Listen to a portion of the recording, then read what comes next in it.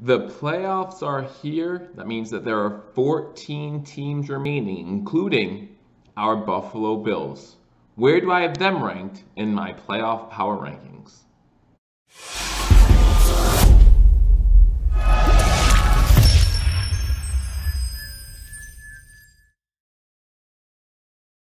Ladies and gentlemen, welcome to Believers Talk. My name is Joe, and welcome to this playoff power rankings edition of Believers Talk, where I take a look at all the remaining teams heading into wild card weekend of this 2020-2021 NFL season. Again, thank you guys for joining me. My name is Joe. If you're new to this channel, guys, be sure to hit that subscribe button for continual Buffalo Bills and Buffalo sports news. Again, join me this Saturday as the Buffalo Bills take on the Indianapolis Colts at 1 o'clock. I'll be doing live play-by-play reaction to the game. So join me, hang out, let's watch the game together, let's react together. Bills Mafia staying strong together. There might be about 7,000 in the stands, but for most of us, we're going to be watching at home. So let's watch the game together and let's have a little fun while doing it. So let's rank these final 14 teams heading into wild card weekend. I'm going to go from 14 to 1, and guys, regular season record does not matter because when the playoffs start, you're 0-0, right? So when the playoffs start, every team has the same record. With that being said, I went on a little recency bias as far as what I've seen from these teams recently and also what they did during the season statistically that might have them ranked better or worse than another team. So we're going to start with the 14th team on my list, the worst team remaining in the playoffs in my opinion, and that is the Chicago Bears. The Bears, I just feel like this Bears team kind of backed their way into the playoffs with the loss to the Packers. However, the Rams beating the Cardinals, so the Bears were able to get in on week 17. Plus, you talk about a tough matchup in wild card weekend against the New Orleans Saints. Don't think they're going to fare well in that matchup. The Chicago Bears have only one win against a team with an above 500 record this whole season, so that does not bode well for them. They have the 25th total defense going into the postseason. I just don't like these matchups, these statistics for the Bears, and that's why I have them as the 14th team on my power rankings. If any team were to move on, the biggest surprise to me would be the Bears. If the Bears beat the Saints this Saturday, I will be really surprised by that, and I'm sure a lot of you would be as well. Moving down to 13, and a lot of you might think I have the Washington football team in this spot. I don't. I actually have the Cleveland Browns in this spot. The Cleveland Browns finished the season 11-5, and you might think I'm a little crazy, but when you look at the competition that they played, their resume doesn't look that great. Okay, they have two good victories against the Tennessee Titans and the Indianapolis Colts, who are both playoff teams. But other than that, you talk about their games against the Steelers. Now, they did beat the Steelers to get in, but you don't have Big Ben in there. You don't have some of your bigger name players in there. I think you can't take that victory as much more than beating a team's backups. And so you should be able to do that with your starters. So you look at the other game against Pittsburgh, they got smashed. You look at their two games against the Ravens, did not go their way either. These are teams you're going to play in the playoffs. Teams who I personally think are just better than you. Now, when it comes to the Steelers are also kind of a wounded duck heading into the playoffs. In fact, I don't have them much higher on my power rankings than the Browns. So I think it's still going to be a good matchup on Sunday, and I think the Browns could win that one. But for me, the Browns are the second worst team remaining in the NFL. Then you go down to number 12, and this is where I have the Washington football team, a 7-9 record. You do not deserve to be much better than 12th on this list. Now, one of the reasons why I don't have them in the bottom two spots is, listen, this Washington football team defense is legitimate. You're talking about the number 2 defense overall. You're talking about a Washington football team who's won 5 of their last 7 games to get to this point of winning the NFC East. Now, they are at home. They do have a tough matchup against Tom Brady and the Tampa Bay Buccaneers, but it's not a matchup that to me is unwinnable, right? You talk about Tom Brady, you talk about some of the biggest challenges he's had over his career. It's when the front four of a defense can get pressure on him, and this Washington football team can definitely do that. So we're going to see how this Washington football team defense does against a good team. You look at the level of competition, you can say that that's an issue as well, going up against all 3 teams in the NFC East 2 times, and we all know how bad the NFC East was this season. But I think this Washington football team is not as bad as others might put them, but still, for me, they're 12th on my power rankings. Going to 11th, and this is where we have our first division winner. 11th, guys. Again, I'm not going off of the whole season as a totality and just the record. I'm looking at statistics. I'm wondering how these teams can do. And this team actually went to the AFC Championship game just last year. I'm talking about the Tennessee Titans, sitting here 11th on my power rankings. And again, I know a lot of you might disagree with me. Let me know in the comment section. However, other than Derrick Henry, what do the Tennessee Titans have? You're talking about a Tennessee Titans team that has the 28th ranked defense, 23rd against the pass, and you also talk about 23rd passing ranking. So even though they run the ball well, I think they're 3rd in the league or maybe 2nd in the league in rush offense, they're 23rd in passing. So Derrick Henry can be that guy, and Derrick Henry can carry this team. But that is what it's going to take for this Tennessee Titans team to make another run like they did last year. During the regular season, this Titans team also had a losing record against playoff teams, while you had nothing but the best here in the playoffs. It's going to be tough, and their first matchup is going to be very tough as they play a Baltimore Ravens team that I've ranked much higher on my list.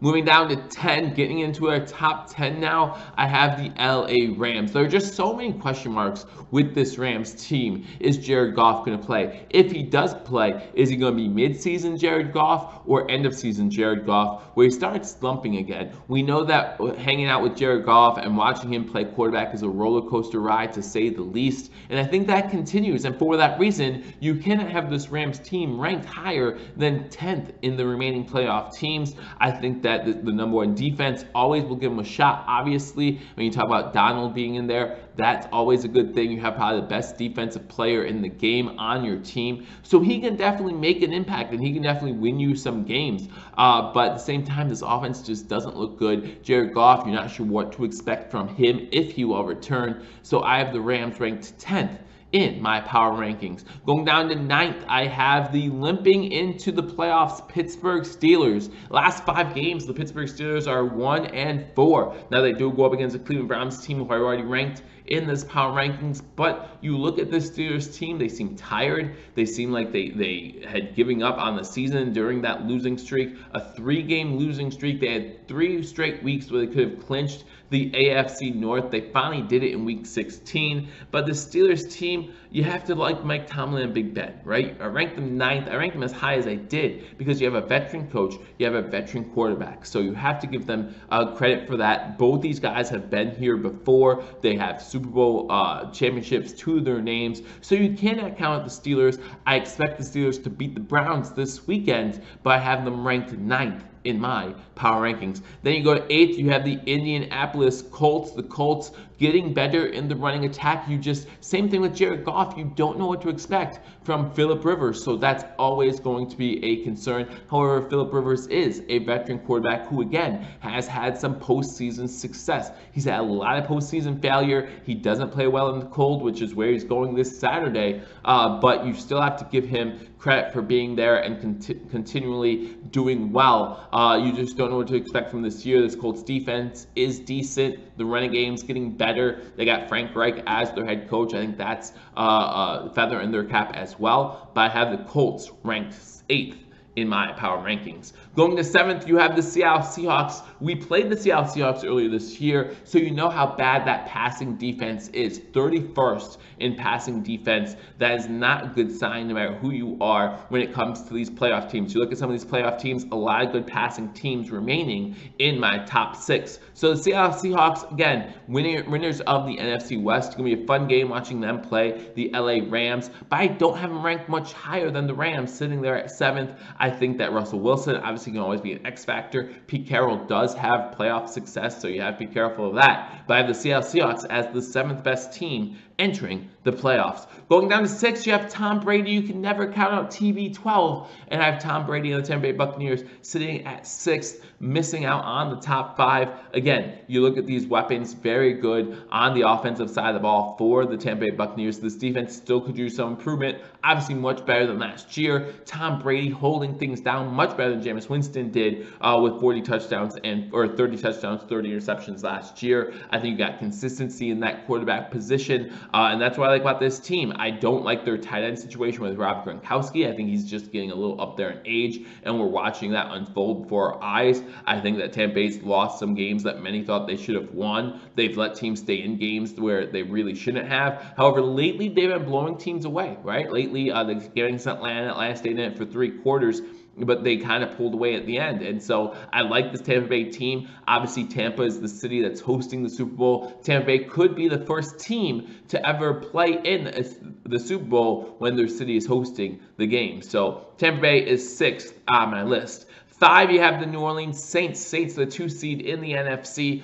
Drew Brees still not feeling like himself. 11 broken ribs will do that to you. Still try and get back onto the right track here. So that's why I have him ranked a little bit lower than some might think. But as soon as Drew Brees gets it going, this team will be dangerous again. However, now Alvin Kamara finds himself on the pandemics protocol NFL list, so you do have to watch out for that. That's 2 very invaluable weapons for the Saints that are not going to be either in the game or at 100%. So I have the Saints ranked 5th, but they can easily move up on this power rankings quickly.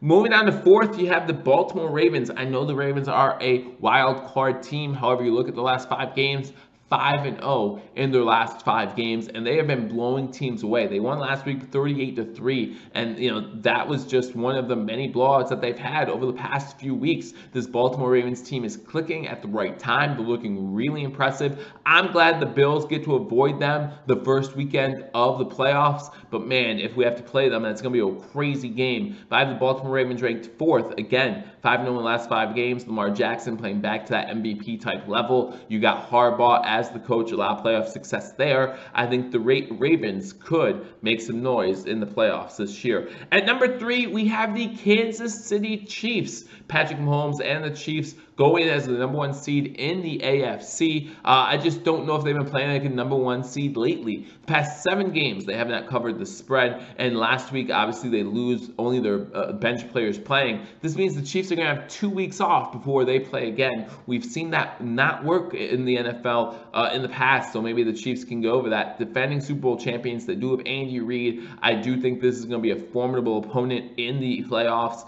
and I think 2 and 3 could easily be switched, but giving the name of this channel and the team we represent, number 2 has to be our Buffalo Bills. You talk about 5-0 in our last 5 games, averaging almost 40 points a game in our last 3 games. This is 50 points a game in our last 3 games. This is just an unbelievable team. You're talking about winners of 8 of their last 9. The only game they lost was due to a Hail Mary, now known as the Hail Murray, of course, late in the game against the Arizona Cardinals. But this Buffalo Bills team is streaking at the right time. Josh Allen's looking unbelievable. This defense is better than what people think. Over the past 10 games, they've just been on fire. Coach McDermott now has playoff history. He doesn't have playoff success yet. That's something that we want to get him. I could easily see you putting the Chiefs at 2, Bills at 3, but again, with this being a Buffalo Bills channel, I bumped them up to 1 spot here, moving them to the number 2 seed, leaving us with our number 1 overall seed. And if you've been paying attention, this is no surprise.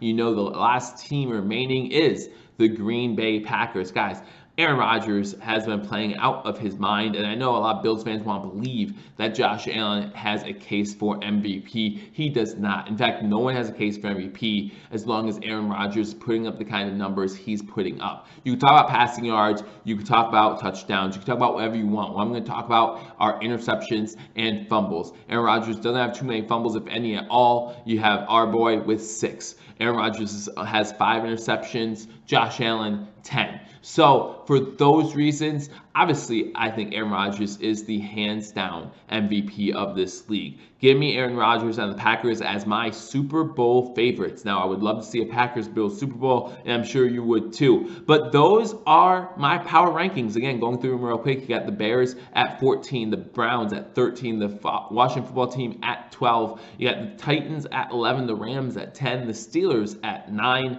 you got the Colts at 8, Seahawks at 7, Tampa Bay Buccaneers at 6, Saints at 5, you got the Ravens at 4, Chiefs at 3, Bills at 2, and then the Packers at number 1. Again, the Packers, my favorites to win the Super Bowl at this moment. Again, let me know what you think in the comment section. Do you agree with my power rankings? Which teams do you agree with, and which teams do you think I put down too low or put up too high? Let me know in the comment section what you think. Again, if you're not subscribed to Billievers Talk, hit that subscribe button for continual Buffalo Bills news, and we'll have you covered this Saturday as the Buffalo Bills play the Indianapolis Colts at 1 o'clock. So make sure you tune in, hit that thumbs up button, leave a comment, subscribe if you haven't already. I look forward to talking to you all soon. Until I do, go Bills.